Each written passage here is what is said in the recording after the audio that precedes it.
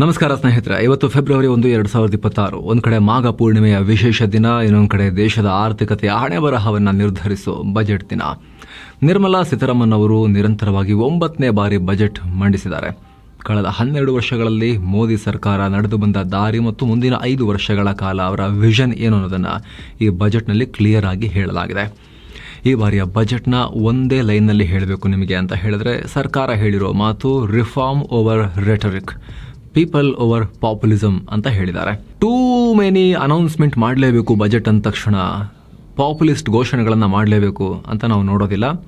ಕಠಿಣ ಸುಧಾರಣೆ ತರಬೇಕು.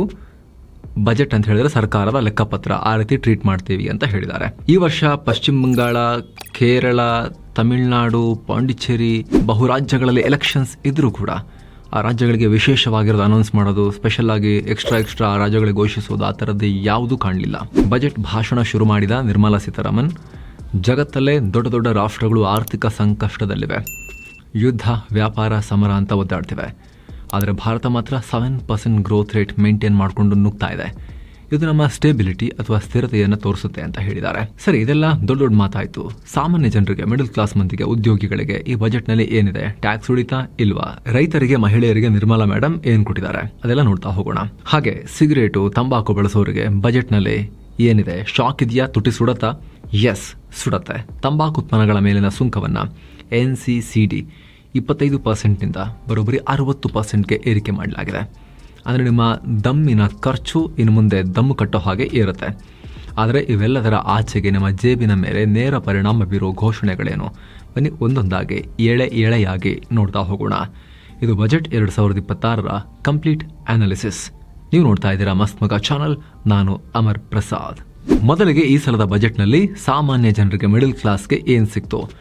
ಮೊದಲನೇದಾಗಿ ಒಂದು ದೊಡ್ಡ ಸುದ್ದಿ, ನಿರ್ಮಲಾ ಸೀತಾರಾಮನ್ ಅವರು ಹೊಸ ಆದಾಯ ತೆರಿಗೆ ಕಾಯ್ದೆ, ನ್ಯೂ ಇನ್ಕಮ್ ಟ್ಯಾಕ್ಸ್ ಆಕ್ಟ್ 2025 ಜಾರಿಗೆ ತರ್ತಾ ಇದ್ದಾರೆ. ಇದು ಮುಂದಿನ ಏಪ್ರಿಲ್ 1, 2026ರಿಂದ ಜಾರಿಯಾಗುತ್ತೆ. ಇದರ ಉದ್ದೇಶ ಎಷ್ಟೇ? ಟ್ಯಾಕ್ಸ್ ರೂಲ್ಸ್ ಅಂದ್ರೆ ಹೆಡ್ಡೇಕ್ ಆಗಬಾರ್ದು, ತಲೆನೋವಾಗಬಾರ್ದು, ಸಿಂಪಲ್ ಆಗಿರಬೇಕು ಅಂತ. ಎರಡನೇದಾಗಿ ವಿದೇಶಕ್ಕೆ ಹೋಗೋರಿಗೆ, ಓದೋರಿಗೆ ಒಂದು ಸಿಹಿ ಸುದ್ದಿ ಇದೆ. ನೀವು ಫಾರಿನ್ ಟ್ರಿಪ್ ಪ್ಯಾಕೇಜ್ ಬುಕ್ ಮಾಡಿದ್ರೆ ಅಥವಾ ನಿಮ್ಮ ಮಕ್ಕಳು ಫಾರಿನ್ನಲ್ಲಿ ಓದ್ತಾ ಇದ್ರೆ, ಇದುವರೆಗೂ ಸರ್ಕಾರ 5%ನಿಂದ 20% ತನಕ TCS tax collected at source cut ಮಾಡ್ತಾ ಇತ್ತು.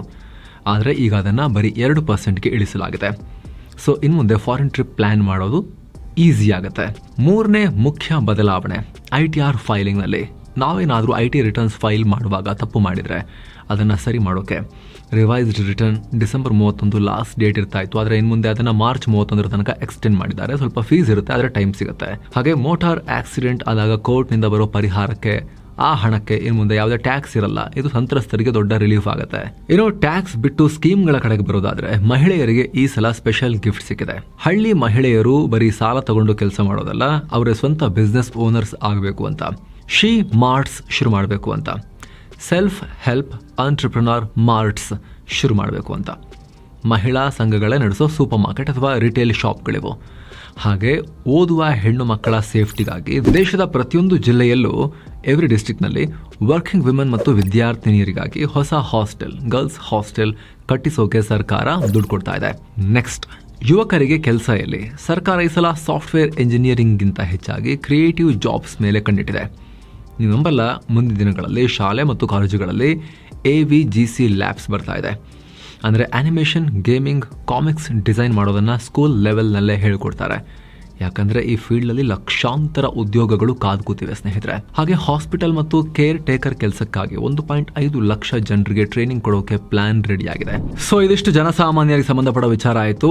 ಸರ್ಕಾರ ಏನು ಮಾಡುತ್ತೆ ಅನ್ನೋದಕ್ಕಿಂತ ಹೆಚ್ಚಾಗಿ ನೀವು ನಿಮ್ಮ ಮನೆಯ ಸದಸ್ಯರಿಗೆ ಏನು ಮಾಡ್ತೀರಿ ಅನ್ನೋದು ಕೂಡ ಇಂಪಾರ್ಟೆಂಟ್ ಅಲ್ಲ ಸ್ನೇಹಿತರೆ. ಈಗಿನ ಕಾಲದಲ್ಲಿ ಆರೋಗ್ಯದ ಸಮಸ್ಯೆ ಯಾವಾಗ ಬರುತ್ತೆ, ಎಷ್ಟು ಬಿಲ್ ಬರುತ್ತೆ ಹೇಳೋಕ್ಕೆ ಆಗಲ್ಲ. ಮೆಡಿಕಲ್ ಬಿಲ್ಸ್ ಸಿಕ್ಕಾಪಟ್ಟೆ ಜಾಸ್ತಿ ಆಗ್ತಿದ್ದಾವೆ. So health insurance is mandatory. ಅದು ಕೂಡ ಪ್ರತಿಯೊಬ್ಬರು ಕೂಡ ಗೌರ್ಮೆಂಟ್ ಸ್ಕೀಮ್ಸು ಕಂಪ್ನಿಯಿಂದ ಕೊಡ್ತಾರೆ. ಅದೆಲ್ಲ ಟೆಂಪ್ರರಿ ಅಲ್ವಾ, ಯಾವಾಗ ಏನಾಗುತ್ತೆ ಹೇಳೋಕ್ಕಾಗಲ್ಲ. ಗೌರ್ಮೆಂಟ್ ಸ್ಕೀಮ್ಸ್ಗೆ ಎಷ್ಟು ಬೆಲೆ ಇದೆ ಅಂತ ನಿಮಗೆ ಗೊತ್ತು. ಎಲ್ಲ ಕಡೆ ಕರೆಕ್ಟಾಗಿ ಟ್ರೀಟ್ಮೆಂಟ್ ಸಿಗಲ್ಲ. ಹಾಗಾಗಿ ಪರ್ಸ್ನಲ್ ಹೆಲ್ತ್ ಇನ್ಶೂರೆನ್ಸ್ ತುಂಬ ಇಂಪಾರ್ಟೆಂಟ್. ಸೊ ನೀವು ನಿಮ್ಮ ಫ್ಯಾಮಿಲಿಗೆ ಹೆಲ್ತ್ ಇನ್ಶೂರೆನ್ಸ್ ಮಾಡಿಸೋಕೆ, ಈಗ GST ಬೇರೆ 0 ಆಗಿದೆ, ಆನ್ಲೈನ್ ಆಫರ್ ಕೂಡ ಇದೆ. ಈಗ ನಾವು ಲಿಂಕ್ ಕೊಟ್ಟಿರ್ತೀವಿ ಡಿಸ್ಕ್ರಿಪ್ಷನ್ ಮತ್ತು ಪಿನ್ ಮಾಡಿರೋ ಕಾಮೆಂಟ್ನಲ್ಲಿ. ಯಾರೆಲ್ಲ ಮಾಡಿಸಿಲ್ಲ ಅವರು ಚೆಕ್ ಮಾಡಬಹುದು. ಹಾಗೆ ಸ್ನೇಹಿತರೆ, 400-500 ರೂಪಾಯಿಗೆಲ್ಲ ಬೆಸ್ಟ್ ಟರ್ಮ್ ಇನ್ಶೂರೆನ್ಸ್ ಮಾಡಿಸ್ಬೋದು. 1 ಕೋಟಿ ರೂಪಾಯಿ ತನಕ ಕವರೇಜ್ ಸಿಗೋ ಟರ್ಮ್ ಇನ್ಶೂರೆನ್ಸ್ ಮಾಡಿಸ್ಬೋದು.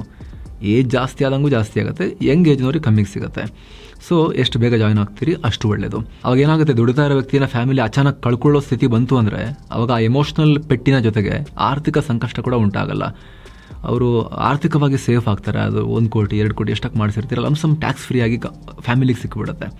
ಸೊ ಈ ಎಸೆನ್ಷಿಯಲ್ ಫಿನಾನ್ಷಿಯಲ್ ಪ್ರಾಡಕ್ಟ್ಸನ್ನು ಇನ್ನೂ ಯಾರು ಮಾಡಿಸ್ಕೊಂಡಿಲ್ಲ ನಿಮ್ಮ ಫ್ಯಾಮಿಲಿಗೆ, ಮಾಡಿಸೋ ಆಸಕ್ತಿ ಇದ್ದರೆ ಡಿಸ್ಕ್ರಿಪ್ಷನ್ ಮತ್ತು ಪಿನ್ ಮಾಡಿರೋ ಕಾಮೆಂಟನ್ನು ಮಿಸ್ ಇಲ್ಲದೆ ಚೆಕ್ ಮಾಡಿ ಸ್ನೇಹಿತರೆ. ನಿಮ್ಮ ಊರಿಗೆ ಬರೋ ರಸ್ತೆ, ಹತ್ತೋ ರೈಲು, ಬಳಸೋ ಕರೆಂಟ್, ಇದರ ಕಥೆ ಏನಾಯಿತು? ಇನ್ಫ್ರಾಸ್ಟ್ರಕ್ಚರ್ನಲ್ಲಿ ನೋಡೋಣ. ಸರ್ಕಾರ ಈ ಸಲನೂ ಇನ್ಫ್ರಾಸ್ಟ್ರಕ್ಚರ್ ಅಥವಾ ಮೂಲಸೌಕರ್ಯಕ್ಕೆ ಒತ್ತು ಕೊಟ್ಟಿದೆ. ಕಳೆದ ವರ್ಷ 11 ಲಕ್ಷ ಕೋಟಿ ಖರ್ಚು ಮಾಡಿದ್ದ ಸರ್ಕಾರ ಕ್ಯಾಪೆಕ್ಸ್ಗೆ, ಕ್ಯಾಪಿಟಲ್ ಎಕ್ಸ್ಪೆಂಡಿಚರ್ಗೆ, ಈ ವರ್ಷ ಅದನ್ನು 12.2 ಲಕ್ಷ ಕೋಟಿ ರೂಪಾಯಿಗೆ ಏರಿಕೆ ಮಾಡಿದೆ. ಅಂದರೆ ದೇಶದ ಮೂಲೆ ಮೂಲೆಗೂ ರಸ್ತೆ, ಸೇತುವೆ ಕಟ್ಟೋಕೆ ದುಡ್ಡು ಸಿಕ್ಕಾಪಟ್ಟೆ ಈ ವರ್ಷವೂ ಹರಿಯುತ್ತೆ. ಇದರಲ್ಲಿ ನಿಮಗೆ ಅತಿ ಮುಖ್ಯವಾಗಿ ಆಗೋದು ರೈಲ್ವೇಸ್. ಈ ಸಲ ಹೈಸ್ಪೀಡ್ ರೈಲ್ ಬಗ್ಗೆ ದೊಡ್ಡ ನ್ಯೂಸ್ ಇದೆ. ದೇಶದಲ್ಲಿ ಹೊಸದಾಗಿ 7 ಹೈಸ್ಪೀಡ್ ರೈಲ್ ಕಾರಿಡಾರ್ಗಳನ್ನು ಡೆವಲಪ್ ಮಾಡ್ತೀವಿ ಅಂತ ನಿರ್ಮಲಾ ಮೇಡಮ್ ಘೋಷಿಸಿದ್ದಾರೆ. ಇದರಲ್ಲಿ ಗುಡ್ ನ್ಯೂಸ್ ಏನು ಅಂದರೆ, ಈ 7ರ ಲಿಸ್ಟ್ನಲ್ಲಿ ನಮ್ಮ ಬೆಂಗಳೂರಿಗೆ ಲಿಂಕ್ ಆಗೋ 2 ಕಾರಿಡಾರ್ಗಳಿವೆ, ಹೈದರಾಬಾದ್ ಬೆಂಗಳೂರು ಆ್ಯಂಡ್ ಚೆನ್ನೈ ಬೆಂಗಳೂರು. ಸೊ ಮುಂದಿನ ದಿನಗಳಲ್ಲಿ ಈ ಸಿಟಿಗಳಿಗೆ ಹೋಗೋಕೆ ಟೈಮ್ ಸೇವ್ ಆಗುತ್ತೆ, ಜರ್ನಿ ಸೂಪರ್ ಫಾಸ್ಟ್ ಆಗುತ್ತೆ, ಕನ್ವೀನಿಯೆಂಟ್ ಆಗುತ್ತೆ, ಹೈಟೆಕ್ ಟ್ರೈನ್ಗಳಲ್ಲಾಗುತ್ತೆ. ಇನ್ಫ್ರಾಸ್ಟ್ರಕ್ಚರ್ ವಿಚಾರದಲ್ಲಿ ಪಾಲಿಟಿಕ್ಸ್ ಕೂಡ ಇದೆ. ಪಶ್ಚಿಮ ಬಂಗಾಳದಲ್ಲಿ ಎಲೆಕ್ಷನ್ ಬರ್ತಾ ಇದೆ, ಅಲ್ಲಿಗೆ ಗಿಫ್ಟ್ ಸಿಕ್ಕಿದೆ, ಸ್ವಲ್ಪ ಸಿಕ್ಕಿದೆ. ಬಂಗಾಳದ ದಂಕುನಿಯಿಂದ ಪಶ್ಚಿಮದ ಸೂರತ್ವರೆಗೆ ದೇಶವನ್ನು ಅಡ್ಡಲಾಗಿ ಕನೆಕ್ಟ್ ಮಾಡೋ ಹೊಸ ಡೆಡಿಕೇಟೆಡ್ ಫ್ರೈಟ್ ಕಾರಿಡಾರ್ ಅನೌನ್ಸ್ ಆಗಿದೆ. ಅಂದರೆ ಗೂಡ್ಸ್ ರೈಲುಗಳಿಗೆ ಇನ್ನು ಮುಂದೆ ರಾಜಮಾರ್ಗ ಸಿಕ್ಕ ಹಾಗೆ. ದೇಶದ ಮುಖ್ಯ ಇಂಡಸ್ಟ್ರಿಯಲ್ ಸ್ಟೇಟ್ ಆಗಿರೋ ಗುಜರಾತನ್ನು ನೇರವಾಗಿ ಭಾರತದ ಪೂರ್ವದಲ್ಲಿರೋ ಪಶ್ಚಿಮ ಬಂಗಾಳ ರಾಜ್ಯಕ್ಕೆ ಕನೆಕ್ಟ್ ಮಾಡೋ ಮೂಲಕ ಅಲ್ಲಿಂದ ಸಮುದ್ರ ಮಾರ್ಗವಾಗಿ ಆಸಿಯಾನ್ ರಾಷ್ಟ್ರಗಳಿಗೆ, ಆ ಕಡೆ ಇರುವಂಥ ರಾಷ್ಟ್ರಗಳಿಗೆಲ್ಲ ನಮ್ಮ ಸರಕನ್ನು ಸಾಗಿಸೋಕೆ ಮೇಲೆ ಈಸಿಯಾಗೋ ಕ್ಯಾಲ್ಕುಲೇಷನ್ ಇಲ್ಲಿ ಮಾಡಲಾಗಿದೆ. ಜೊತೆಗೆ ನೀರಿನ ಮೇಲೆ ಹಾರಾಟ ನಡೆಸೋ ಕಾಲ ಕೂಡ ದೂರ ಇಲ್ಲ. ಸೀ ಪ್ಲೇನ್ಸ್ ತಯಾರಿಕೆಗೆ ಮತ್ತು ಅದನ್ನು ಆಪರೇಟ್ ಮಾಡೋಕೆ ಸರ್ಕಾರ ಸಬ್ಸಿಡಿ ಮತ್ತು ಸಪೋರ್ಟ್ ಕೊಡುತ್ತೆ. ಜೊತೆಗೆ 20 ಹೊಸ ಜಲಮಾರ್ಗಗಳನ್ನು, ನ್ಯಾಷನಲ್ ವಾಟರ್ ವೇಸನ್ನು ಶುರು ಮಾಡ್ತಿದ್ದಾರೆ. ಇನ್ನು ಅಭಿವೃದ್ಧಿ ಅಂದರೆ ಬರೀ ಬೆಂಗಳೂರು, ಮುಂಬೈ ಅಷ್ಟೇ ಅಲ್ಲ, ಸರ್ಕಾರ ಈಗ ಟೈರ್ 2, ಟೈರ್ 3 ಸಿಟಿಗಳು ಮತ್ತು ದೇವಸ್ಥಾನಗಳಿರೋ ಪಟ್ಟಣಗಳ ಮೇಲೂ ಕೂಡ ಫೋಕಸ್ ಮಾಡ್ತಿದೆ. ಆಯಾ ಊರಿನ ಸ್ಪೆಷಾಲಿಟಿ ಮೇಲೆ ಸಿಟಿ ಎಕನಾಮಿಕ್ ರೀಜನ್ CER ಅಂತ ಗುರುತಿಸಿ ಪ್ರತಿಯೊಂದು ರೀಜನ್ ಡೆವಲಪ್ಮೆಂಟ್ಗೆ ಮುಂದಿನ 5 ವರ್ಷದಲ್ಲಿ 5,000 ಕೋಟಿ ರೂಪಾಯಿ ಕೊಡೋಕೆ ಪ್ಲಾನ್ ಮಾಡಿದ್ದಾರೆ. ಇಲ್ಲೊಂದು ಕಂಡೀಷನ್ ಇದೆ, ಯಾವ ನಗರ ಬೆಸ್ಟ್ ಪ್ಲಾನ್ ಮತ್ತು ಸುಧಾರಣೆ ತರುತ್ತೋ ಚಾಲೆಂಜ್ ಮೋಡ್ನಲ್ಲಿ ಅವ್ರಿಗೆ ಜಾಸ್ತಿ ದುಡ್ಡು ಸಿಗುತ್ತೆ. ಬರೀ ದುಡ್ಡು ಕೇಳೋದಲ್ಲ, ಸಿಟಿಗಳೇ ದುಡ್ಡು ಹುಟ್ಟಿಸ್ಬೇಕು. ಅದಕ್ಕೆ ಈ ಮುನ್ಸಿಪಲ್ ಬಾಂಡ್ ಐಡಿಯಾ ತರಲಾಗಿದೆ. ಯಾವ ದೊಡ್ಡ ಸಿಟಿ ಮಾರ್ಕೆಟ್ನಿಂದ ಬಾಂಡ್ ಮೂಲಕ 1,000 ಕೋಟಿ ಎತ್ತುತ್ತಾರೋ ಅವರಿಗೆ ಕೇಂದ್ರ ಸರ್ಕಾರ 100 ಕೋಟಿ ರೂಪಾಯಿ ಬೋನಸ್ ಕೊಡುತ್ತೆ. ಅಂದರೆ ನಿಮ್ಮ ಅಭಿವೃದ್ಧಿಗೆ ನೀವೇ ಫಂಡ್ ರೈಸ್ ಮಾಡಿ ನಾವು ನಿಮಗೆ ಎಕ್ಸ್ಟ್ರಾ ಸಪೋರ್ಟ್ ಮಾಡ್ತೀವಿ ಅಂತ. ಸಣ್ಣ ಊರುಗಳಿಗೂ ಅಮೃತ್ ಸ್ಕೀಮ್ ಅಡಿಯಲ್ಲಿ ಸಪೋರ್ಟ್ ಮುಂದುವರಿಯುತ್ತೆ. ಇನ್ನು ದೊಡ್ಡ ದೊಡ್ಡ ಪ್ರಾಜೆಕ್ಟ್ ಮಾಡೋಕೆ ಪ್ರೈವೇಟ್ ಕಂಪನಿಗಳು ಭಯ ಪಡ್ತಾರೆ, ಎಲ್ಲಿ ಅರ್ಧಕ್ಕೆ ನಿಂತು ಹೋಗುತ್ತೋ ಅಂತ. ಇದಕ್ಕೆ ಸರ್ಕಾರ ಸಪೋರ್ಟ್ ಮಾಡೋಕೆ ಬಂದಿದೆ. ಡೆವಲಪರ್ಗಳಿಗೆ ಸಾಲ ಸಿಗೋಕೆ ಈಸಿ ಆಗಲಿ ಅಂತ ಇನ್ಫ್ರಾಸ್ಟ್ರಕ್ಚರ್ ರಿಸ್ಕ್ ಗ್ಯಾರಂಟಿ ಫಂಡ್ ಸ್ಥಾಪನೆ ಮಾಡ್ತಿದ್ದಾರೆ. ಅಂದರೆ ರಿಸ್ಕ್ ಆದರೆ ಸಾಲಕ್ಕೆ ಸರ್ಕಾರವೇ ಮುಂದೆ ಬಂದು ಗ್ಯಾರಂಟಿ ಕೊಡುತ್ತೆ, ಒಂದು ರೇಂಜ್ ಗ್ಯಾರಂಟಿ ಕೊಡುತ್ತೆ. ಇನ್ನು ವಿದೇಶಿಗರು ಚಿಕಿತ್ಸೆಗಾಗಿ ಭಾರತಕ್ಕೆ ಬರೋದಕ್ಕೆ ಉತ್ತೇಜನ ಕೊಡೋಕೆ, ದೇಶದ ಮೆಡಿಕಲ್ ಟೂರಿಸಮನ್ನು ಇನ್ನಷ್ಟು ಬೂಮ್ ಮಾಡೋಕೆ 5 ಕಡೆ ಬೃಹತ್ ಮೆಡಿಕಲ್ ಹಬ್ಗಳನ್ನು ಸ್ಥಾಪಿಸ್ತಾ ಇದ್ದಾರೆ. ಜೊತೆಗೆ ಆಯುರ್ವೇದವನ್ನು ಗ್ಲೋಬಲ್ ಲೆವೆಲ್ಗೆ ತಗೊಂಡು ಹೋಗೋಕೆ 3 ಹೊಸ all India institute of Ayurveda ಮತ್ತು ರಿಸರ್ಚ್ ಸೆಂಟರ್ಗಳ ಅಪ್ಗ್ರೇಡೇಷನ್ಗೆ ಪ್ಲಾನ್ ಅನೌನ್ಸ್ ಮಾಡಿದ್ದಾರೆ. IT ಸೆಕ್ಟರ್ ಭಾರತದ ಗ್ರೋತ್ ಎಂಜಿನ್. IT ವಲಯಕ್ಕೆ ಟ್ಯಾಕ್ಸ್ ಅಧಿಕಾರಿಗಳ ಹಸ್ತಕ್ಷೇಪ ತಪ್ಪಿಸೋಕೆ ದೊಡ್ಡ ರಿಲೀಫ್ ಸಿಕ್ಕಿದೆ. ಟ್ಯಾಕ್ಸ್ ಲೆಕ್ಕಾಚಾರದ ಸೇಫ್ ಹಾರ್ಬರ್ ಮಿತಿಯನ್ನು 300 ಕೋಟಿ ರೂಪಾಯಿನಿಂದ 2,000 ಕೋಟಿ ರೂಪಾಯಿಗೆ ಏರಿಕೆ ಮಾಡಿದ್ದಾರೆ. ವಿಶೇಷ ಏನು ಅಂದರೆ, ಇನ್ನು ಮುಂದೆ ಯಾವ ಆಫೀಸರ್ ಪರ್ಮಿಷನ್ ಬೇಕಿಲ್ಲ, ಎಲ್ಲ ಆಟೋಮ್ಯಾಟಿಕ್ ಅಪ್ರೂವಲ್ ಮತ್ತು ಒಮ್ಮೆ ಸಿಕ್ಕರೆ 5 ವರ್ಷ ಸೇಫ್ ಈ ಕಂಪನಿಗಳು. ಇನ್ನು ಭಾರತವನ್ನು ಪ್ರಪಂಚದ ಡೇಟಾ ಸೆಂಟರ್ ಹಬ್ ಮಾಡೋಕೆ ಸರ್ಕಾರ ಒಂದು ಬ್ರಹ್ಮಾಸ್ತ್ರವನ್ನು ಬಿಟ್ಟಿದೆ. ವಿದೇಶಿ ಕಂಪನಿಗಳು ಭಾರತದ ಡೇಟಾ ಸೆಂಟರ್ ಬಳಸಿ ಪ್ರಪಂಚಕ್ಕೆ ಕ್ಲೌಡ್ ಸರ್ವಿಸ್ ಕೊಟ್ಟರೆ ಅವರಿಗೆ 2047ರವರೆಗೆ ಯಾವುದೇ ಟ್ಯಾಕ್ಸ್ ಇರೋದಿಲ್ಲ, ಟ್ಯಾಕ್ಸ್ ಹಾಲಿಡೇ. ಅಂದರೆ ಮುಂದಿನ 20 ವರ್ಷ ದೊಡ್ಡ ದೊಡ್ಡ ಟೆಕ್ ಕಂಪನಿಗಳು ನಮ್ಮಲ್ಲಿ ಬಂದು ಸರ್ವರ್ ಇಟ್ಟು ಬಿಸ್ನೆಸ್ ಮಾಡೋಕೆ ಭಾರಿ ಆಫರ್ ಇದು. ಇದ್ರ ಬಗ್ಗೆ ವಿಶೇಷ ವರದಿಯಲ್ಲಿ ನಿಮಗೆ ಮಾಹಿತಿ ಕೊಡ್ತೀವಿ ನೆಕ್ಸ್ಟ್ ನಾವು. ಈ ಕಂಪನಿಗಳು ಹಾಗಾದರೆ ಭಾರತೀಯರಿಗೆ ಸರ್ವಿಸ್ ಕೊಡೋಂಗಿಲ್ವಾ? ಕೊಡ್ಬೋದು, ಆದರೆ ಭಾರತೀಯರಿಗೆ ಸರ್ವಿಸ್ ಕೊಟ್ಟಿದ್ದಕ್ಕೆ ಟ್ಯಾಕ್ಸ್ ಹಾಲಿಡೇ ಇಲ್ಲ. ಸೊ ಪತ್ತೆ ಹೆಚ್ಚದಂಗೆ ಭಾರತದಲ್ಲಿ ಬಿಸ್ನೆಸ್ ಮಾಡೋಕ್ಕೆ ಪ್ರತ್ಯೇಕ ರೀಸೆಲ್ಲರ್ ಇವರು ಸೆಟಪ್ ಮಾಡಬೇಕು, ಇನ್ನೊಂದು ಬ್ರಾಂಚ್ ಥರ ಸೆಟಪ್ ಮಾಡಬೇಕು, ಅದ್ರ ಥ್ರೂ ಭಾರತೀಯರಿಗೆ ಸರ್ವಿಸ್ ಕೊಡಬೇಕು. ಇನ್ನು ರೈತರು ಅಂದರೆ ನಮ್ಮ ಅನ್ನದಾತರು, ಬರೀ ಅನ್ನ ಯಾಕೆ, ಗೋಧಿದಾತರು, ರಾಗಿದಾತರು, ಜೋಳದಾತರು, ನಮ್ಮ ರೈತರ ವಿಚಾರಕ್ಕೆ ಬರೋಣ ನಾವು. ಸಾಮಾನ್ಯವಾಗಿ ಬಜೆಟ್ನಲ್ಲಿ ಭತ್ತ, ಗೋಧಿ ಬಗ್ಗೆ ಜಾಸ್ತಿ ಮಾತಿರುತ್ತೆ, ಆದರೆ ಈ ಸಲ ನಮ್ಮ ಕರಾವಳಿ ಮತ್ತು ಮಲೆನಾಡು ಭಾಗದ ರೈತರಿಗೆ ಖುಷಿ ಕೊಡೋ ವಿಚಾರಗಳಿವೆ. ಭಾರತವೇ ಪ್ರಪಂಚದ ಅತಿದೊಡ್ಡ ತೆಂಗು ಬೆಳೆಯೋ ರಾಷ್ಟ್ರ. ಹೀಗಾಗಿ ಹಳೆಯ ಮರಗಳನ್ನು ತೆಗೆದು ಹೊಸ ತಳಿಯ ಗಿಡಗಳನ್ನು ಹಾಕೋಕೆ, ಉತ್ಪಾದನೆ ಜಾಸ್ತಿ ಮಾಡೋಕೆ ಕೋಕೋನಟ್ ಪ್ರಮೋಷನ್ ಸ್ಕೀಮ್ ತಂದಿದ್ದಾರೆ. ಅಷ್ಟೇ ಅಲ್ಲ, ನಮ್ಮ ಮಲೆನಾಡಿನ ಭಾಗದಲ್ಲಿ ಹೆಚ್ಚಾಗಿ ಬೆಳೆಯೋ ಗೋಡಂಬಿ, ಕ್ಯಾಶು, ಮಲೆನಾಡು ಕರಾವಳಿ ಭಾಗದಲ್ಲಿ ಬೆಳೀತಾರಲ್ಲ ಅದಕ್ಕೆ, ಮತ್ತು ಕೋಕೋ ಮತ್ತು ನಮ್ಮ ಹೆಮ್ಮೆಯ ಶ್ರೀಗಂಧ ಸ್ಯಾಂಡಲ್ವುಡ್ ಬೆಳೆಯವರಿಗೂ ಕೂಡ ಸರ್ಕಾರ ಸ್ಪೆಷಲ್ ಪ್ಯಾಕೇಜ್ ಅನೌನ್ಸ್ ಮಾಡಿದೆ. ಭಾರತದ ಗೋಡಂಬಿ ಮತ್ತು ಚಾಕೊಲೇಟ್ ಕಚ್ಚಾ ವಸ್ತು ಪ್ರಪಂಚಕ್ಕೆ ಎಕ್ಸ್ಪೋರ್ಟ್ ಆಗಬೇಕು ಅನ್ನೋದು ಪ್ಲಾನ್. ಇನ್ನು ಗುಡ್ಡಗಾಡು ಪ್ರದೇಶದಲ್ಲಿ ವಾಲ್ನಟ್, ಬಾದಾಮಿ ಬೆಳೆಯವರಿಗೂ ಕೂಡ ಸಹಾಯ ಸಿಗುತ್ತೆ. ರೈತರಿಗೆ ಟೆಕ್ನಾಲಜಿ ಟಚ್ ಕೊಡೋಕೆ ಭಾರತ್ ವಿಸ್ತಾರ್ ಅನ್ನೋ AI ಟೂಲ್ ಬರ್ತಾ ಇದೆ. ಇದು ರೈತರಿಗೆ ಯಾವ ಟೈಮ್ನಲ್ಲಿ ಏನು ಮಾಡಬೇಕು ಅಂತ ಅವರ ಭಾಷೆಯಲ್ಲಿ ಫೋನ್ನಲ್ಲಿ ಮಾಹಿತಿಯನ್ನು ಕೊಡುತ್ತೆ. ಅವರಿಗೆ ನಾಲೆಜ್ ಇಂಪ್ರೂವ್ ಮಾಡುತ್ತೆ. ಇದು ಏನು ಭಾರತದ ಫ್ಯೂಚರ್ ಬಗ್ಗೆ ಮಾತನಾಡೋದಾದ್ರೆ ನಾವು ಬರೀ ಬೇರೆಯವರ ಟೆಕ್ನಾಲಜಿ ಬಳಸೋದಲ್ಲ, ನಾವೇ ಬಾಸ್ ಆಗಬೇಕು ಅಂತ ಸರ್ಕಾರ ಹೊರಟಿದೆ. ಅದಕ್ಕೆ ಉದಾಹರಣೆಯಾಗಿ ಬಯೋಫಾರ್ಮಾ ಶಕ್ತಿ. ಕ್ಯಾನ್ಸರ್, ಡಯಾಬಿಟೀಸ್ ತರದ ಕಾಯಿಲೆಗಳಿಗೆ ಬಳಸೋ ಔಷಧಿಗಳನ್ನು ಇಲ್ಲೇ ತಯಾರು ಮಾಡೋಕೆ 10,000 ಕೋಟಿ ರೂಪಾಯಿ ಎತ್ತಿಡ್ತಾ ಇದ್ದಾರೆ. 3 ಹೊಸ ರಾಷ್ಟ್ರೀಯ ಔಷಧ ಶಿಕ್ಷಣ ಮತ್ತು ಸಂಶೋಧನಾ ಸಂಸ್ಥೆ ಸ್ಥಾಪಿಸಲಾಗ್ತಾ ಇದೆ. ಹಾಗೆ ಮೊಬೈಲ್, ಲ್ಯಾಪ್ಟಾಪ್ ಚಿಪ್ಗಳ ತಯಾರಿಕೆಗೆ ಇಂಡಿಯಾ ಸೆಮಿಕಂಡಕ್ಟರ್ ಮಿಷನ್ 2.0 ಲಾಂಚ್ ಆಗ್ತಾ ಇದೆ. ಚಿಪ್ಸ್ ಆಯಿತು, ಈಗ ಅದಕ್ಕಿಂತ ಮುಖ್ಯವಾಗಿರೋ ವಿಚಾರ, ಇವತ್ತಿನ ಜಗತ್ತಲ್ಲಿ ಮೊಬೈಲ್ ಫೋನಿಂದ ಹಿಡಿದು ಯುದ್ಧ ವಿಮಾನದವರೆಗೆ ಎಲ್ಲದಕ್ಕೂ ರೇರ್ ಅರ್ತ್ ಮ್ಯಾಗ್ನೆಟ್ಸ್ ಬೇಕೇ ಬೇಕು. ಇದಕ್ಕಾಗಿ ನಾವು ಚೈನಾ ಮೇಲೆ ಡಿಪೆಂಡ್ ಆಗಿದ್ವಿ. ಆದರೆ ಈಗ ಸರ್ಕಾರ ಗೇಮ್ ಚೇಂಜ್ ಮಾಡೋಕೆ ಹೊರಟಿದೆ. ನಮ್ಮ ದಕ್ಷಿಣ ಭಾರತದ ರಾಜ್ಯಗಳಾದ ಕೇರಳ, ಆಂಧ್ರ ಪ್ರದೇಶ, ತಮಿಳುನಾಡು ಮತ್ತು ಒಡಿಶಾದಲ್ಲಿ ರೇರ್ ಅರ್ತ್ ಕಾರಿಡಾರ್ ಸ್ಥಾಪನೆ ಮಾಡ್ತಾ ಇದ್ದಾರೆ. ಈ ರಾಜ್ಯಗಳು ಯಾಕೆ? ಈ ರಾಜ್ಯಗಳಲ್ಲಿ ಇದುವರೆಗೂ ಕೂಡ ಪತ್ತೆ ಹಚ್ಚಿದ್ದಾರೆ, ಸ್ವಲ್ಪ ಸರ್ವೆ ಆಗಿದೆ, ಇಲ್ಲೆಲ್ಲ ಇದೆ ಅಂತ ಹೇಳಿ. ಅಂದ್ರೆ ಈ ಖನಿಜಗಳನ್ನ ಮೈನಿಂಗ್ ಮಾಡೋದು, ಪ್ರಾಸೆಸ್ ಮಾಡೋದು ಮತ್ತು ಅದರಿಂದ ವಸ್ತುಗಳನ್ನ ತಯಾರು ಮಾಡೋದು, ಮ್ಯಾನುಫ್ಯಾಕ್ಚರಿಂಗ್, ಇದೆಲ್ಲವೂ ಒಂದೇ ಕಡೆ ನಡೆಯೋ ರೀತಿ ಹಬ್ಗಳನ್ನ ಕ್ರಿಯೇಟ್ ಮಾಡಬೇಕು ಅಂತ. ಇದೇ ರೀತಿ ಬಿಸ್ನೆಸ್ ಅಲ್ಲ, ದೇಶದ ಸುರಕ್ಷತೆಗೂ ಕೂಡ ದೊಡ್ಡ ಬಲ ಸಿಗುತ್ತೆ. ಸ್ಟ್ರಾಟಜಿಕ್ ಇಂಪಾರ್ಟೆನ್ಸ್ ಇದೆ ಈ ರೇರ್ ಅರ್ಥಗಳದ್ದು. ನಿಮಗೆ ಈ ಹಿಂದಿನ ವಿಶೇಷ ವರದಿಗಳಲ್ಲಿ ಎಕ್ಸ್ಪ್ಲೇನ್ ಮಾಡಿದ್ವಿ ನಾವು. ರೇರ್ ಅರ್ತ್ ಜೊತೆಗೆ ಕೆಮಿಕಲ್ಸ್ ವಿಚಾರದಲ್ಲೂ ಕೂಡ ಸ್ವಾವಲಂಬಿ ಆಗಬೇಕು ಅಂತ ಸರ್ಕಾರ ಒಂದಷ್ಟು ಘೋಷಣೆಗಳನ್ನು ಮಾಡಿದೆ. ನಾವು ಬಟ್ಟೆ ಬಣ್ಣದಿಂದ ಹಿಡಿದು ಔಷಧಿವರೆಗೆ ಎಲ್ಲದಕ್ಕೂ ಕೆಮಿಕಲ್ಸ್ ಇಂಪೋರ್ಟ್ ಮಾಡ್ಕೋತೀವಿ. ಇದನ್ನು ತಪ್ಪಿಸೋಕೆ ದೇಶದಲ್ಲಿ 3 ಬೃಹತ್ ಕೆಮಿಕಲ್ ಪಾರ್ಕ್ಗಳನ್ನು ಸ್ಥಾಪನೆ ಮಾಡ್ತಿದ್ದಾರೆ. ಇದರ ವಿಶೇಷ ಏನು ಅಂದರೆ ಇದು ಪ್ಲಗ್ ಆ್ಯಂಡ್ ಪ್ಲೇ ಮಾಡೆಲ್ನಲ್ಲಿರುತ್ತೆ. ಅಂದರೆ ಜಾಗ, ನೀರು, ಕರೆಂಟ್, ವೇಸ್ಟ್ ಮ್ಯಾನೇಜ್ಮೆಂಟ್ ಎಲ್ಲ ರೆಡಿ ಇರುತ್ತೆ. ಕಂಪನಿಗಳು ಬರೋದು, ಮಷಿನ್ ಇಟ್ಟು ಪ್ರೊಡಕ್ಷನ್ ಶುರು ಮಾಡೋದಷ್ಟೇ ಬಾಕಿ. ಯಾವ ರಾಜ್ಯ ಬೆಸ್ಟ್ ಪ್ಲಾನ್ ಕೊಡುತ್ತೋ ಚಾಲೆಂಜ್ ರೂಟ್ನಲ್ಲಿ ಆ ರಾಜ್ಯಕ್ಕೆ ಪಾರ್ಕ್ ಸಿಗುತ್ತೆ. ಕಾಂಪೀಟ್ ಮಾಡಬೇಕು ರಾಜ್ಯಗಳು. ಇನ್ನು ಬರೀ ಕೆಮಿಕಲ್ ಅಷ್ಟೇ ಅಲ್ಲ, ದೊಡ್ಡ ದೊಡ್ಡ ಮಷಿನ್ಗಳು ಕೂಡ, ಕ್ಯಾಪಿಟಲ್ ಗೂಡ್ಸ್ ಇಲ್ಲೇ ರೆಡಿ ಆಗಬೇಕು. ಅದಕ್ಕೂ ಕೂಡ ಸರ್ಕಾರ 3 ಐಡಿಯಾ ಮಾಡಿದೆ. ಒಂದು ಅಪಾರ್ಟ್ಮೆಂಟ್ ಲಿಫ್ಟಿಂದ ಹಿಡಿದು ಮೆಟ್ರೋ ಸುರಂಗ ಕೊರೆಯೋ ಬೃಹತ್ ಮಷಿನ್ವರೆಗೆ ಎಲ್ಲವನ್ನು ಇಲ್ಲೇ ತಯಾರು ಮಾಡೋಕೆ ಹೊಸ ಸ್ಕೀಮ್ ತರ್ತಾ ಇದ್ದಾರೆ. ನೆಕ್ಸ್ಟ್, ಶಿಪ್ಗಳಲ್ಲಿ ಸಾಮಾನು ಸಾಗಿಸೋ ಕಂಟೈನರ್ಗಳನ್ನು ನಾವೇ ಮಾಡಬೇಕು ಅಂತ 10,000 ಕೋಟಿ ರೂಪಾಯಿ ಬೆಂಬಲ. ಜೊತೆಗೆ ಇದಕ್ಕೆ ಬೇಕಾಗಿರೋ ಹೈಟೆಕ್ ಬಿಡಿ ಭಾಗಗಳನ್ನು ಟೆಸ್ಟ್ ಮಾಡೋಕೆ 2 ಕಡೆ ಸ್ಪೆಷಲ್ ಟೂಲ್ ರೂಮ್ಗಳನ್ನು ಸ್ಥಾಪನೆ ಮಾಡ್ತಾ ಇದ್ದಾರೆ. ಸೊ ಸಣ್ಣ ಸ್ಕ್ರೂನಿಂದ ಹಿಡಿದು ದೊಡ್ಡ ಕ್ರೇನ್ವರೆಗೆ ಎಲ್ಲವೂ ಮೇಕ್ ಇನ್ ಇಂಡಿಯಾದಲ್ಲಿ ಬರೋಕ್ಕೆ ಶುರುವಾಗಬೇಕು ಅನ್ನೋ ವಿಷನ್ ಅನ್ನು ಬಜೆಟ್ನಲ್ಲಿ ಹೇಳಲಾಗಿದೆ. ಇನ್ನು ಅತಿ ಹೆಚ್ಚು ಉದ್ಯೋಗ ಸೃಷ್ಟಿಸೋ ಟೆಕ್ಸ್ಟೈಲ್ ಉದ್ಯಮಕ್ಕೆ, ಬಟ್ಟೆ ಉದ್ಯಮಕ್ಕೆ 5 ಭಾಗಗಳಿರೋ ಇಂಟಿಗ್ರೇಟೆಡ್ ಪ್ಯಾಕೇಜ್ ಘೋಷಣೆಯಾಗಿದೆ. EU FTA, ಯುರೋಪ್ FTA ಮತ್ತು ಜಗತ್ತಿನಾದ್ಯಂತ ಬೇರೆ ಬೇರೆ ರಾಷ್ಟ್ರಗಳೊಂದಿಗೆ ಆಗ್ತಿರೋ ಟ್ರೇಡ್ ಡೀಲ್ನಲ್ಲಿ ನಮ್ಮ ಬಟ್ಟೆ ಉದ್ಯಮಕ್ಕೆ ಹೆಲ್ಪ್ ಆಗುತ್ತೆ ಅಂತ ನಾವು ಮಾತಾಡ್ತಿದ್ದೀವಲ್ಲ, ಸರಿ, ಅಲ್ಲಿ ಟ್ಯಾರಿಫ್ 0 ಆಗುತ್ತೆ ಟ್ರೇಡ್ ಡೀಲ್ ಆದಾಗ. ಆದರೆ ಉತ್ತಮ ಗುಣಮಟ್ಟದಲ್ಲಿ ಕಮ್ಮಿ ರೇಟ್ನಲ್ಲಿ ಒಳ್ಳೆ ಡಿಸೈನ್ನ ಬಟ್ಟೆಗಳನ್ನು ಕಳ್ಸಂಗೆ ನಾವು ರೆಡಿ ಆಗಬೇಕಲ್ಲ. ಅದಕ್ಕೋಸ್ಕರ ಟೆಕ್ಸ್ಟೈಲ್ ಇಂಡಸ್ಟ್ರಿ ಚೆನ್ನಾಗಿ ಅಪ್ಗ್ರೇಡ್ ಆಗಬೇಕಲ್ಲ. ಅದಕ್ಕೆ ಪ್ಯಾಕೇಜ್ ಘೋಷಣೆ ಮಾಡಲಾಗಿದೆ. ಇದರಲ್ಲಿ ನೇಕಾರರಿಗೆ ಮತ್ತು ಕರಕುಶಲ ಕರ್ಮಿಗಳಿಗೆ ವಿಶೇಷ ನೆರವು ಸಿಗುತ್ತೆ. ಫ್ಯಾಕ್ಟ್ರಿಗಳಲ್ಲಿ ಹೊಸ ಮಷಿನ್ ಹಾಕೋಕೆ, ಎಕ್ಸ್ಪೋರ್ಟ್ ಕ್ವಾಲಿಟಿ ಬಟ್ಟೆ ರೆಡಿ ಮಾಡೋಕೆ ಸರ್ಕಾರ ದುಡ್ಡು ಕೊಡುತ್ತೆ. ಜೊತೆಗೆ ದೇಶದಲ್ಲಿ ಫ್ಯಾಷನ್ ಡಿಸೈನರ್ಗಳ ಕೊರತೆ ಇದೆ ಅಂತ ಸರ್ಕಾರ ಹೇಳಿದೆ. ಅದಕ್ಕೆ ಫ್ಯಾಷನ್ ಡಿಸೈನ್ ಟ್ರೈನಿಂಗ್ ಇನ್ಸ್ಟಿಟ್ಯೂಟ್ಗಳನ್ನು ರಾಷ್ಟ್ರೀಯ ಮಟ್ಟದಲ್ಲಿ ಮಾಡಲಾಗುತ್ತೆ, ಪಾಲಿಸಿ ತರ್ತೀವಿ ಅಂತ ಕೂಡ ಹೇಳಿದೆ. ಇನ್ನು ಟೂರಿಸಂ, ಪ್ರವಾಸೋದ್ಯಮದಲ್ಲಿ ಉದ್ಯೋಗ ಸೃಷ್ಟಿಗೆ ದೊಡ್ಡ ಪ್ಲಾನ್ ಇದೆ. ಹಾಸ್ಪಿಟಾಲಿಟಿ ಕಲಿಸೋಕೆ ನ್ಯಾಷನಲ್ ಇನ್ಸ್ಟಿಟ್ಯೂಟ್ ಮತ್ತು ಗೈಡ್ಗಳಿಗೆ ಟ್ರೈನಿಂಗ್ ಕೊಡೋಕೆ ಸ್ಕೀಮ್ ಬರ್ತಾ ಇದೆ. 20 ಪ್ರಮುಖ ಪ್ರವಾಸಿ ತಾಣಗಳಲ್ಲಿ 10,000 ಗೈಡ್ಗಳಿಗೆ IIM ಸಹಯೋಗದೊಂದಿಗೆ 12 ವಾರಗಳ ಸ್ಪೆಷಲ್ ಟ್ರೈನಿಂಗ್ ಕೋರ್ಸ್ ಇರುತ್ತೆ. ಹಾಗೆ ಟ್ರಾವೆಲ್ ಪ್ರಿಯರಿಗೆ ಇನ್ನೂ ಗುಡ್ ನ್ಯೂಸ್ ಏನು ಅಂದರೆ, ಹಿಮಾಲಯದಲ್ಲಿ ಟ್ರೆಕ್ಕಿಂಗ್ ರೂಟ್ಸ್ ಜೊತೆಗೆ ನಮ್ಮ ಕರ್ನಾಟಕದ ಕರಾವಳಿಯಲ್ಲಿ ಟರ್ಟಲ್ ಟ್ರಯಲ್ಸ್ ಡೆವಲಪ್ ಮಾಡ್ತಾ ಇದ್ದಾರೆ. ಹಾಗೆ ಹುಲಿ, ಚಿರತೆ, ಬಿಗ್ ಕ್ಯಾಟ್ಸ್ ಸಂರಕ್ಷಣೆಗೆ ಸಂಬಂಧಪಟ್ಟಂತೆ ಈ ವರ್ಷ ಭಾರತದಲ್ಲೇ ಮೊದಲ ಬಾರಿಗೆ ಗ್ಲೋಬಲ್ ಬಿಗ್ ಕ್ಯಾಟ್ ಸಮಿಟ್ ಕೂಡ ನಡೀತಾ ಇದೆ. ಇನ್ನು ಸ್ಪೋರ್ಟ್ಸ್ನಲ್ಲಿ ಅಲ್ಲೂ ಗುಡ್ ನ್ಯೂಸ್ ಇದೆ. ಕ್ರಿಕೆಟ್ ಬ್ಯಾಟ್ನಿಂದ ಹಿಡಿದು ಎಲ್ಲ ಕ್ರೀಡಾ ಉಪಕರಣಗಳು ನಮ್ಮಲ್ಲೇ ತಯಾರಾಗಬೇಕು, ಭಾರತ ಇದಕ್ಕೆ ಗ್ಲೋಬಲ್ ಹಬ್ ಆಗಬೇಕು ಅಂತ ಸ್ಪೋರ್ಟ್ಸ್ ಐಟಮ್ ರಿಸರ್ಚ್ ಆ್ಯಂಡ್ ಡಿಸೈನ್ಗೆ ವಿಶೇಷ ಸ್ಕೀಮ್ ಘೋಷಣೆಯಾಗಿದೆ. ದೇಶದ 200 ಹಳೆಯ ಕೈಗಾರಿಕಾ ಪ್ರದೇಶಗಳಿಗೆ, ಲಿಗಸಿ ಕ್ಲಸ್ಟರ್ಸ್ಗೆ ಹೈಟೆಕ್ ಟಚ್ ಕೊಟ್ಟು ಮತ್ತೆ ಜೀವ ತುಂಬೋಕೆ ಹೊಸ ಪ್ಲಾನ್ ಬಂದಿದೆ.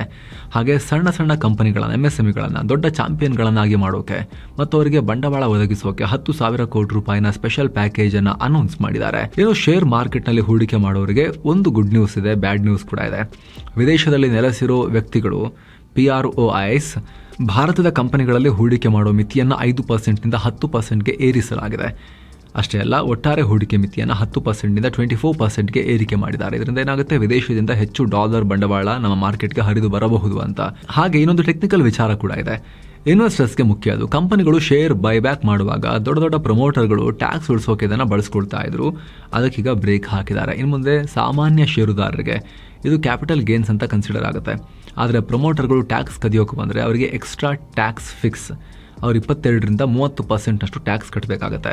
ಇನ್ನು ನಾವು ಬರೀ ಸಾಫ್ಟ್ವೇರ್ ಅಷ್ಟೇ ಅಲ್ಲ, ಇಡೀ ಸರ್ವಿಸ್ ಸೆಕ್ಟರ್ನಲ್ಲಿ ಬಾಸ್ ಆಗಬೇಕು. ಅದಕ್ಕೆ ಸರ್ಕಾರ E2E committee, education to employment ಅಂತ ಹೊಸ ಟೀಮ್ ರೆಡಿ ಮಾಡ್ತಾ ಇದೆ. ಕಾಲೇಜಲ್ಲಿ ಏನು ಕಲಿತಾರೋ ಅದಕ್ಕೆ ತಕ್ಕ ಕೆಲಸ ಇಂಡಸ್ಟ್ರಿಯಲ್ಲಿ ಸಿಗುವಂತೆ ನೋಡ್ಕೊಳ್ಬೇಕು ಅನ್ನೋದು ಈ ಕಮಿಟಿಯ ಉದ್ದೇಶ. ಸರ್ಕಾರದ ಟಾರ್ಗೆಟ್ ಅಂದರೆ 2047 ಹೊತ್ತಿಗೆ ಇಡೀ ಪ್ರಪಂಚದ ಸರ್ವಿಸ್ ಸೆಕ್ಟರ್ ಬಿಸ್ನೆಸ್ನಲ್ಲಿ ಭಾರತದ ಪಾಲು 10% ಆದರೂ ಇರಬೇಕು ಅಂತ. ಮತ್ತೊಂದು ಇಂಟ್ರೆಸ್ಟಿಂಗ್ ವಿಚಾರ ಅಂದರೆ ಸ್ಪೇಸ್ ಮತ್ತು ಸೈನ್ಸ್. ಹಿಮಾಲಯದಲ್ಲಿ ಮತ್ತು ಬೇರೆ ಬೇರೆ ಕಡೆ 4 ದೊಡ್ಡ ಟೆಲಿಸ್ಕೋಪ್ಗಳನ್ನು ಅಪ್ಗ್ರೇಡ್ ಮಾಡ್ತಿದ್ದಾರೆ. ಮುಂದೆ ನಮ್ಮ ವಿಜ್ಞಾನಿಗಳು ಬ್ರಹ್ಮಾಂಡದ ರಹಸ್ಯ ಭೇದಿಸೋಕೆ ಇದು ಹೆಲ್ಪ್ ಮಾಡುತ್ತೆ ಅಂತ ಹೇಳಿ. ಸ್ಪೇಸ್ ಕ್ಯೂರಿಯಾಸಿಟಿ ಇನ್ನೂ ಜಾಸ್ತಿ ಆಗಬೇಕು ನಮ್ಮಲ್ಲಿ ಅಂತ ಹೇಳಿ. ಆದರೆ ಸ್ನೇಹಿತರೆ, ರಿಯಲ್ ಪಿಕ್ಚರ್ ಇವಾಗ ಶುರುವಾಗುತ್ತೆ. ಯಾವುದು ತುಟ್ಟಿ, ಯಾವುದು ದುಬಾರಿ ಆಗುತ್ತೆ, ಯಾವುದು ಚೀಪ್ ಆಗುತ್ತೆ ಅಂತ. ಕಸ್ಟಮ್ಸ್ ಡ್ಯೂಟಿ ಕತೆ ಏನಾಯಿತು, ಮೊಬೈಲ್ ರೇಟ್ ಇಳಿಯತ್ತಾ, ಚಿನ್ನದ ಕತೆ ಏನು, ಅದೆಲ್ಲವನ್ನು ನಾವು ನೆಕ್ಸ್ಟ್ ಬ್ಲಾಕ್ನಲ್ಲಿ ಎಕ್ಸ್ಪ್ಲೇನ್ ಮಾಡ್ತಾ ಹೋಗ್ತೀವಿ ನೋಡಿ.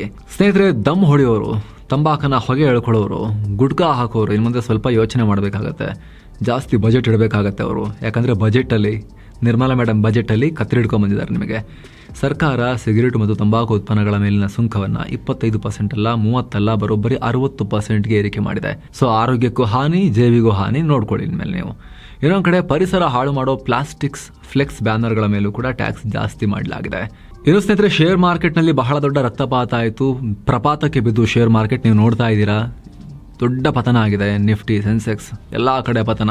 ಅದಕ್ಕೆ ತಕ್ಕಂತೆ ಬಜೆಟ್ನಲ್ಲೂ ಕೂಡ ಬಿಸಿನೇ ಮುಡಿಸಲಾಗಿದೆ ಮಾರ್ಕೆಟ್ಗೆ. ಆಲ್ರೆಡಿ ಜಾಸ್ತಿ ಮಾಡಿದರು ಸೆಕ್ಯೂರಿಟೀಸ್ ಟ್ರಾನ್ಸಾಕ್ಷನ್ ಟ್ಯಾಕ್ಸನ್ನು, STTಯನ್ನು F&Oನಲ್ಲಿ ಈಗ ಮತ್ತೆ ಇನ್ಕ್ರೀಸ್ ಮಾಡಿದ್ದಾರೆ. ಅದರ ಡೀಟೇಲನ್ನು ಕೂಡ ಸ್ಕ್ರೀನ್ ಮೇಲೆ ನೋಡ್ತಾ ಇದ್ದೀರಾ.